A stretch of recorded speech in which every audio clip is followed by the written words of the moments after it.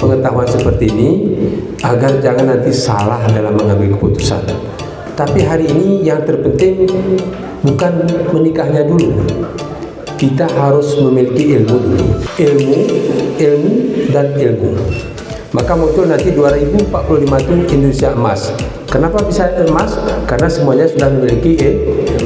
Maka wanita atau pria atau laki-laki yang memiliki ilmu lalu berumah tangga itu pasti mendekati bahagia.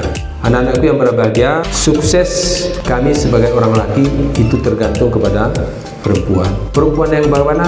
Perempuan yang soleh. Kesimpulannya Pak, yang dapat saya ambil Pak, dan yang Bapak sampaikan tadi Pak, harus lebih banyak bersyukur Pak. Saya belum mampu, tapi dengan saya melaksanakan, insya Allah ketidakmampuan itu akan berubah menjadi kata mampu. Ya, bagus. Tangan.